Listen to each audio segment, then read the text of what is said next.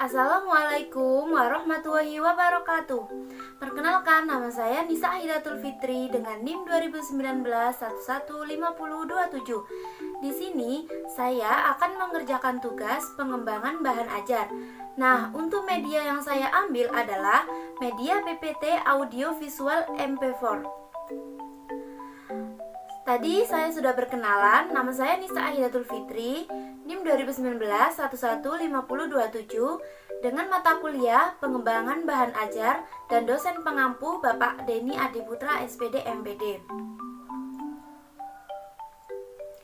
Di sini saya mengambil mata pelajaran pada anak SD yaitu IPA kelas 4 tema 1 Indahnya Kebersamaan, subtema 1 Keberagaman Budaya Bangsaku, pembelajaran 1. Nah, sebelum pembelajaran dimulai, sebaiknya kita berdoa terlebih dahulu. Berdoa dimulai. Bismillahirrahmanirrahim. Raditu billahi robba wa bil islami dina wa bi muhammadin nabiyya wa rasula. Rabbi zidni ilma warzuqni fahma. Amin ya rabbal alamin. Nah, dengan berdoa tadi, semoga nanti dalam pembelajaran kita diberikan kemudahan dalam menyerap ilmu dan semoga bermanfaat untuk kedepannya. Selanjutnya yaitu ada kompetensi dasar. Untuk kompetensi dasar kelas 4 ini pada pembelajaran 1 yaitu 3.6 menerapkan sifat-sifat bunyi dan keterkaitannya dengan indera pendengaran. 4.6 menyajikan laporan hasil percobaan tentang sifat-sifat bunyi. Selanjutnya ada tujuan pembelajaran.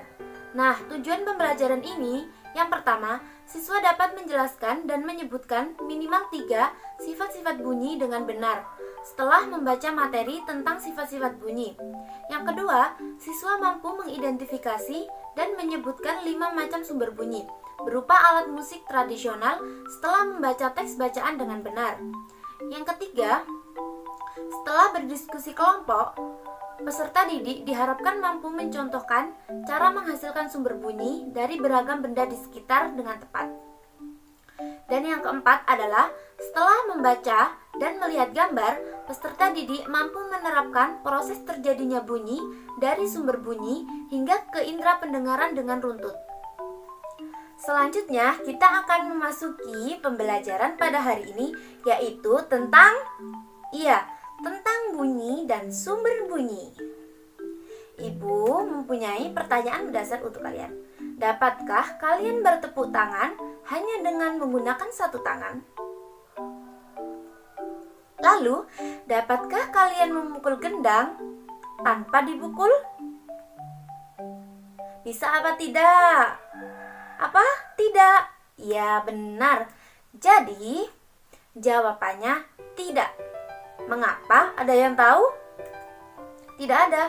Baik, karena bunyi hanya dapat dihasilkan oleh 2 atau lebih benda yang bertemu dan menghasilkan getaran. Selanjutnya kita praktek ya. Sekarang coba kalian bertepuk tangan menggunakan 2 tangan. Apakah bisa mengeluarkan bunyi? Mari kita coba. Ibu coba ya. Nah, jika kita bertepuk tangan menggunakan 2 tangan, maka mengeluarkan bunyi. Jadi bisa ya. Selanjutnya, apakah kalian tahu apa sih pengertian dari bunyi itu? Iya benar. Jadi, bunyi adalah merupakan sebuah getaran di udara yang dihasilkan oleh sumber bunyi.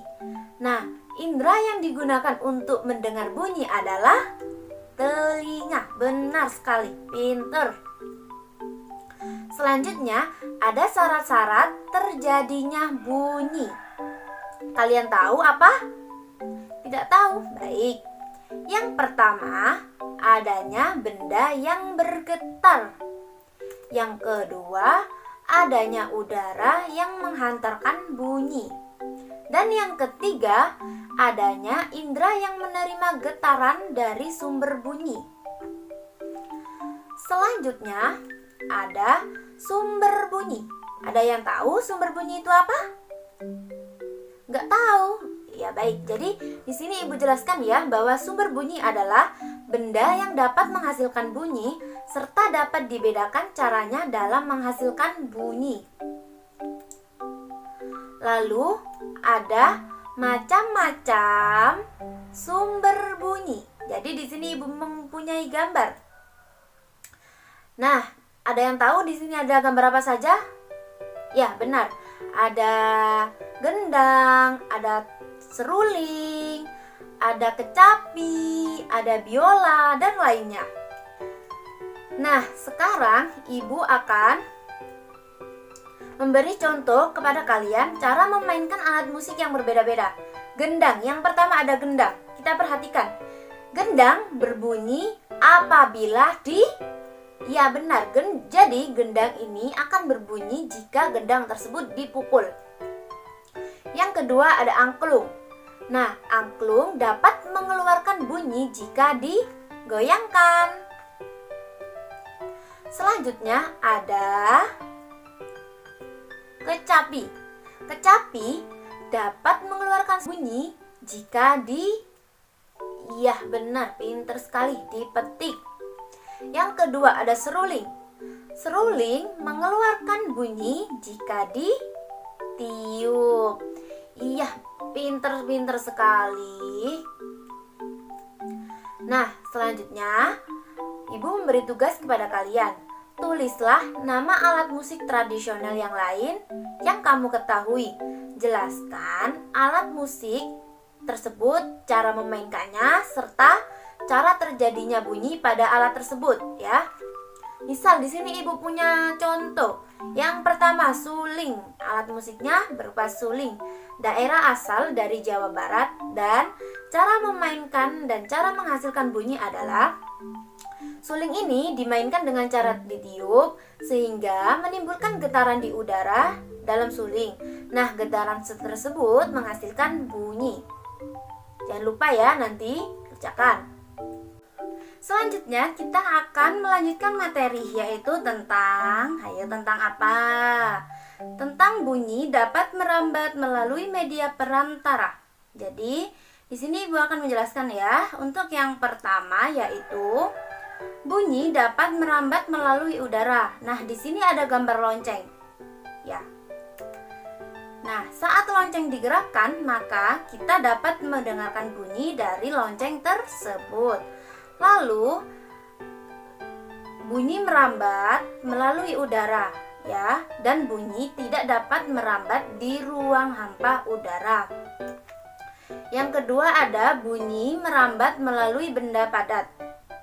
Nah, di sini ada gambar dua orang anak. Yang pertama, telinganya ditempelkan di sebuah meja. Terus anak yang satunya ini mengetuk meja. Nah, jika kita meletakkan telinga kita di atas meja dan dipukullah meja itu, maka akan terdengar suara ketukan yang lebih keras. Lalu yang ketiga ada bunyi merambat melalui zat cair.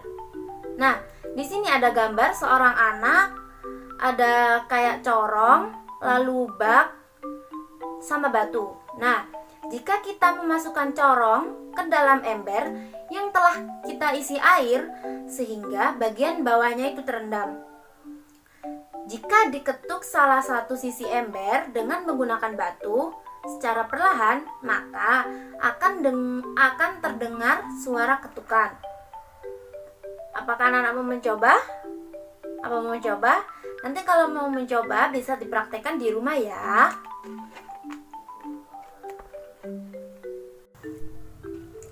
Materi selanjutnya yaitu proses kita dapat mendengar. Di sini ada gambar telinga ya.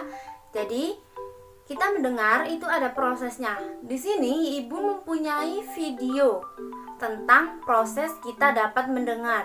Jadi nanti videonya disimak baik-baik ya anak-anak. Baik, mari kita lihat video berikut ini. Proses mendengar diawali dengan adanya suara di sekitar kita. berupa getaran atau gelombang yang ditangkap oleh daun telinga. Getaran tersebut masuk ke dalam telinga melalui lubang telinga. Kemudian getaran diteruskan ke saluran telinga sehingga memberi tekanan atau pukulan pada gendang telinga. Ketika gendang telinga bergetar, maka getarannya akan diteruskan ke tulang pendengaran. Tulang pendengaran akan memperkuat getaran ini dan mengirimkannya ke telinga bagian dalam, yaitu rumah siput. Saat mencapai rumah siput, getaran tadi akan diubah menjadi rangsangan listrik dan dikirim ke saraf pendengaran pada otak. Otak lalu akan menerjemahkan rangsangan ini sebagai suara. Setelah kalian menyimak video tadi, sudah dijelaskan tentang proses kita dapat mendengar. Nah, selanjutnya Ibu akan menjelaskan jadi segala macam bentuk bunyi yang berasal dari benda yang bergetar. Nah, getaran dari suatu benda tersebut akan mengakibatkan udara di sekitarnya bergetar. Nah, getaran tersebut menimbulkan gelombang bunyi di udara. Benda-benda yang bergetar dan menghasilkan bunyi disebut sumber bunyi. Nah, untuk kesimpulan pada pembelajaran hari ini yaitu bunyi hanya dapat dihasilkan oleh dua atau benda lebih yang bertemu dan menghasilkan getaran. Dan sumber bunyi adalah benda yang dapat menghasilkan bunyi serta dapat dibedakan caranya dalam menghasilkan bunyi. Selanjutnya, evaluasi pembelajaran. Nah, setelah tadi Ibu menjelaskan kepada kalian, Ibu memberikan evaluasi pembelajaran kepada kalian, yaitu yang pertama, apa yang dimaksud dengan bunyi? Yang kedua, sebutkan sifat-sifat bunyi. Yang ketiga, apa benda di sekitar kamu yang dapat memantulkan bunyi? Dan yang keempat, sebutkan 3 benda tersebut dan bagaimana cara menghasilkan bunyi. Lalu sekarang di sini kita ayo mencoba. Nah, Ibu membagi kalian secara berkelompok. Bunyikanlah berbagai jenis barang di sekitar kita seperti sendok, botol, ember, tutup panci dan lainnya. Usahakan agar bunyi yang dihasilkan dapat enak didengar. Lalu, apakah bunyi yang dihasilkan dari benda-benda tersebut sudah enak didengar? Nah, kalian tulis dalam kolom atau dalam buku tulis ya, secara berkelompok. Nanti kelompoknya Ibu bagi nggih. Nah, selanjutnya kita sudah selesai dalam belajar. Sebaiknya kita berdoa sebelum mengakhiri pembelajaran ini ya. Ayo kita berdoa. Doa sesudah belajar. Bismillahirrahmanirrahim. Allahumma arinal haqqo haqqo warzuqna tibaa wa arinal batila batila warzuqna tinaba. Amin ya rabbal alamin. Semoga pembelajaran tadi dapat bermanfaat bagi ibu, anak-anak, dan di sekitarnya nggih. Semoga kalian juga dapat menyerap ilmu yang tadi ibu ajarkan. Dan kalian harus tetap mempelajari di rumah ya. Dan jangan lupa untuk mengerjakan PR tadi yang sudah ibu berikan. Nanti tugasnya itu dikumpulkan melalui WhatsApp G. Perwakilan saja ya yang ngirim. Ya, satu kelompok satu untuk yang tugas kelompok. Nah, kalau untuk tugas yang individu dikirim sendiri-sendiri nggih, jangan lupa. Nah, alhamdulillah pembelajaran kali ini telah selesai. Ibu mengucapkan terima kasih banyak kepada anak-anak. Dan apabila ada yang mau ditanyakan, silakan WA Ibu nggih, nanti Ibu jawab. Demikian pembelajaran hari ini, kurang lebihnya mohon maaf. Wassalamualaikum warahmatullahi wabarakatuh. Demikian media pengembangan bahan ajar saya, yaitu media PPT Audiovisual MP4. Semoga media ini bermanfaat untuk kalian ke depannya. Dadah, terima kasih. Wassalamualaikum warahmatullahi wabarakatuh.